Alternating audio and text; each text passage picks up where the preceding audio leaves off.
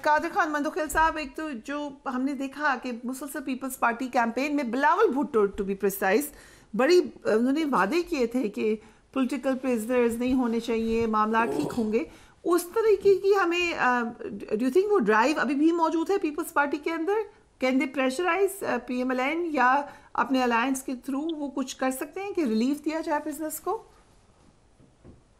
जी बिल्कुल, आपकी बात दुरुस्त है। पीपल्स पार्टी आज भी जो आर्टिकल 10 है जो आईन में इनको शामिल किया गया पीपल्स पार्टी के दौर में, आसिफ अली जरदारी साहब के दौर में, तो इसकी वजह वाज़ेह ये है कि हम कभी भी सियासी कैदीन को पाबंद सलासल की हमारी पॉलिसी नहीं है। और 2008 से 2013 तक अगर आप देख ले, एक भी सियासी कैदी का नाम आप नहीं बता सकती हो मुझे कि वो बनते। यहाँ थोड़ा सा मामला मुख्तलिफ है। यहाँ मुख्तलिफ ये है कि सियासी कैदी आसिफ अली जरदारी साहब भी रहे, 11 साल रहे, क्या उसके ऊपर जुल्म हुआ है, जबान काटी गई, सब आपके सामने।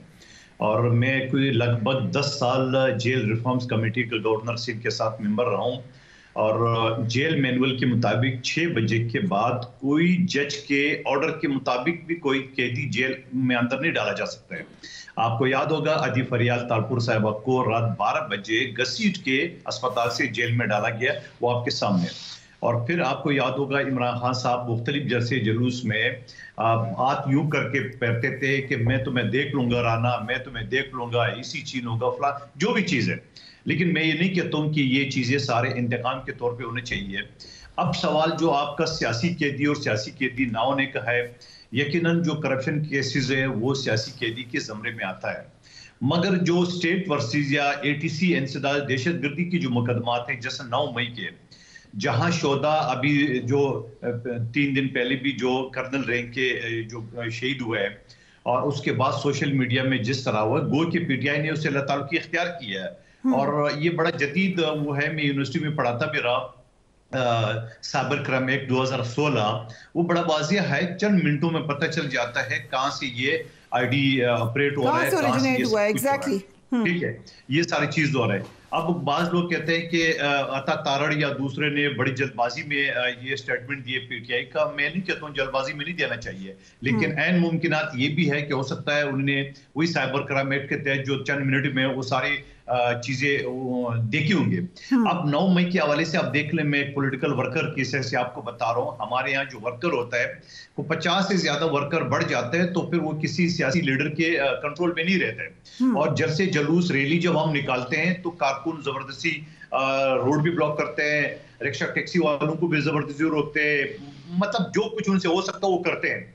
लेकिन आप मुझे बताओ, जो आपने हजारों के तादाद में आपने GHQ पे, आपने जिना हाउस में या कोर कमांडर हाउस में, या जो मुख्तलिफ जो शोदा के जो यादगार थे उनके ऊपर आप लोगों को जमा करते हो, और फिर यास्मीन राशिद साहिबा के आप स्टेटमेंट सुनाते हैं कि उसने मना कर दिया, अंदर नहीं जाओ। आप मुझे बताओ कि मैं खुद प्रैक्टिकली दे चुका हूं, आप 50 से ज्यादा लोग हो या 50 में ज्यादा बोल रहा हूं, 20-25 ज्यादा लोग हो तो आपकी कंट्रोल में नहीं रहते। आप हजारों लोगों को फिर कैसे कंट्रोल करते हैं? जब एक मर्तबा आप बुलाते हो कि आ जाओ कोर कमांडर हाउस इतने बजे पहुंच जाओ, GHQ इतने बजे हम पहुंच जाओ, और फिर गेट पे खड़े हो कि आप तकरीर करते हो कि कोई अंदर नहीं। अगर इजाजत थोड़ा सा पीपल्स पार्टी के बारे में भी कुछ क्वेश्चन। सेनेट इलेक्शन में अनवारुल हक काकड़ ने कागजात नामजदगी जमा कराए हैं, जीत जाएंगे वो। उनके हवाले से कहा जा रहा है कि वो सेनेट चेयरमैन भी हो सकते हैं। लेकिन दूसरी तरफ यूसुफ रजा गिलानी साहब के बारे में भी ये बात थी।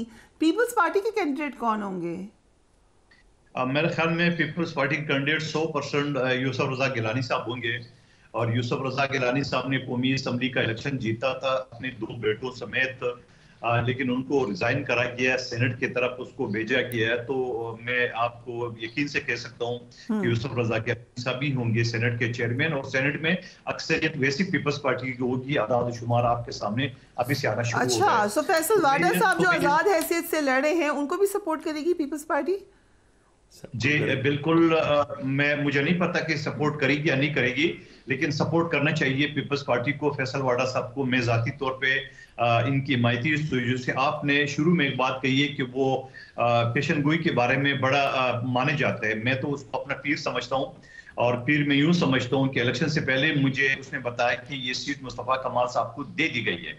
अब आप उसको पीरी को या सोर्स को, तो मैं बड़ा हैरान था। मैंने कहा भाई मैं तो 8-10 जलसे रोज करता हूँ, मुस्तफा कमाल साहब तो जुमे के दिन आते हैं और क्राउड में तस्वीर खींच के चले जाते हैं, कौन सी कंपेन।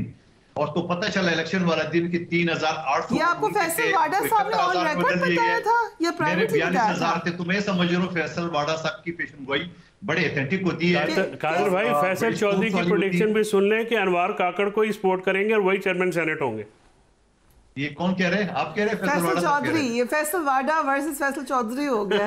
लेकिन मुझे बताएं, चलिए ये हमने रिकॉर्ड कर लिया। मैं नहीं कह सकता उसके ऊपर, लेकिन फैसल वाडा के सामने मैं यूं कहूंगा कि माजी में गो कि हमारे उसके साथ सियासी इख्तलाफ रहा है, हमारी क़यादत के खिलाफ बहुत कुछ वो बोलता रहा है, लेकिन उसके बाद हमने कौमी असम्बली का सीट भी छीना उसे, हमने सेनेट का सीट भी उनसे छीना। लेकिन अब वो कहता है कि जरदारी साहब के मैं बेटे जो हूँ, तो यकीनन अगर कोई सपोर्ट करे पीपल्स पार्टी में, जाती राय बता रहा हूँ, तो कोई अर्ज नहीं है। और दूसरी बात ये कैसे वक्त बदल जाता है। मैं तो देख के खुश हो रही हूँ इस बात पे। लेकिन मुझे ये बताएं, फैसल वाडा साहब ने जो आपको मुस्तफा कमाल साहब के बारे में बात की थी, वो ऑन रिकॉर्ड कही थी, किसी प्रोग्राम में कही थी या प्राइवेटली बताई थी? नहीं, प्राइवेटली बताई उन्होंने मुझे। और उसकी वजह ये थी कि जो इलेक्शन से पहले मैंने सारे जो एहतियाती तदाबीर समझ लो एज ए वकील मैंने अडॉप्ट करना था, वो सारी चीजें मैंने अडॉप्ट की है। और मुझे खौफ था कि फैसल वाडा साहब ये बात कर रहे हैं तो क्यों कर रहे हैं, कोई ना कोई वजह तो है। लेकिन मैं जहां जहां बात करता था मैं उनको ये कहता था कि भाई अगर 2-4 हजार वोट का फर्क है तो जरूर उसको सीट मिलना चाहिए, मगर आधे से भी ज्यादा अगर फर्क हो तो फिर मेरे साथ ज्यादा नहीं होना चाहिए। और फिर इलेक्शन वाले दिन आपने देखा वहां पे जो वोट हमसे छीन रहे, गेट पे जहां पुलिस खड़ी है, जहां रेंजर्स खड़ी है, उनके सामने हमारे कारकुन छीन रहे। और जिस पोलिंग स्टेशन में मैं दाखिल हो गया, हामिद रजा साहब मेरे बारे में बता रहे थे, तो पोलिंग स्टेशन में जरूर मैं दाखिल हुआ हूँ, लेकिन उस वक्त मुस्तफा कमाल साहब अंदर थे असले समेत। और वहां पे और 1-2 मिनट के बाद जो लोग मुझे बता रहे कि पीछे वाले दरवाजे से उसको निकाल दिया है। तो ये सारी जो चीजें यही थी। तो वो फैसल वाडा साहब की बात तो बिल्कुल दुरुस्त साबित हुई है, क्योंकि ये चीज होना था। लेकिन हम थोड़े से ज्यादा आवाम के ऊपर एतबार करते थे और करेंगे इंशाल्लाह आइंदा भी। लेकिन हमें नहीं पता था कि इस तरह सूरत हाल भी हो सकती है कि जबरदस्ती माजी में तो एमक्यूएम टप्पे लगाती थी, पोलिंग स्टेशन में घुस के 2-4 घंटे टप्पे लगाती थी, मगर इस मरतबा उन्होंने जदीद तरीका अपनाया है। पहले से बने बनाए बैलेट पेपर जो मेरे सामने सुख भी पड़े हुए, काउंटर पार्ट सबमिट पड़े हुए और मुस्तफा कमाल के स्टेम पतंग के ऊपर, और वो सारी मौजूद है। और वो इलेक्शन कमीशन में मैंने केस भी दाखिल किए, सिना कोर्ट भी दाखिल किए। अब देखते हो मुझे इंसाफ कब मिलेगा इलेक्शन कमीशन से या सिना कोर्ट। राइट। कादर खान मंडोखिल साहब, what do you think Nawaz Sharif साहब का आगे का लाहेअमल क्या होगा? देखिए, एक तो उस गरीब को आप लोगों ने बुला लिया, चौथी मरतबा वो वज़ीर-ए-आज़म बनाने की, फिर आपने नहीं बनने दी है। अब आप कह रहे हैं कि वो इधर ही बैठ जाए, उम्रे के लिए भी ना जाए, लंदन भी ना जाए, कहीं भी ना जाए। तो ये मेरे ख्याल में आप लोग ज्यादती कर रहे हो। इतने दिनों के बाद आए हैं वापस, तो वी एक्सपेक्टेड कि अब उनका दिल नहीं जाएगा कहीं जाने। नहीं तो क्या करे, आपकी चैनल पे बैठ जाए, कहाँ बैठ जाए, समझ ना। वो लीडर है, उनकी मर्जी है, जहाँ जाए उम्रे की सादत हासिल करने के लिए तो खुशकिस्मत लोग जाते हैं। तो दूसरी बात जो आप अदालतों के हवाले से बता रहे थे उसमें, तो मैं आपको एक चीज ये बता दूं कि क्या इस बात की कोई गारंटी है अदालतों के बारे में जो मैं आपसे सब वो कर रहा हूँ, क्या इस बात की गारंटी है कि जिस तरह हसन नवाज और हुसैन नवाज साहब आ गए और मिनटों में उसको रिलीफ मिल गई है, और आज इमरान खान साहब को भी मिल गई है, और आने वाले महीनों में और तमाम केसेस से इमरान खान साहब भी बरी हो जाए और फिर ये सब खत्म हो जाए, इस बात की गारंटी दे सकते हैं कोई वकील पाकिस्तान का मुझे? यू सेइंग कि इट्स अ पॉसिबिलिटी कि वो हो सकते हैं बरी? कादर भाई, जब इस किस्म के ट्रायल होंगे तो बरी होंगे। रात को 2 बजे बैठ के आप जो डिफेंस मुखालिफ वकील के जूनियर्स को डिफेंस काउंसिल लगा के जिरा करवा देंगे, तो फिर उसका क्या आउटकम होगा? आप भी वकील हैं, समझते हैं, पढ़ाते भी रहे। नहीं, मैं ये नहीं कहता हूँ कि वो केस सच्चे है, नहीं मैं ये कहता हूँ वो झूठे है। मैं ये कहता हूँ कि हमारे अदालतों का एक ट्रैक रिकॉर्ड रहा है कि वो वक्त के साथ चलते हैं, वो कुछ भी कर सकते हैं, कुछ भी कर सकते हैं। एक बात बता दें कि यही नवाज शरीफ साहब था जिसके खिलाफ मुकदमातों की भरमार थी, आज वो बाइज्जत बरी हो गया। आज इमरान खान साहब के खिलाफ है, तो कल की गारंटी कोई दे सकते हैं कि इसका क्या होगा? सवाल ये, हमने अपनी मजाक खुद बढ़ा ली है, हमने दुनिया में 139 नंबर पे अपने आप को रखा है, तो ऐसे तो नहीं रखा हुआ है।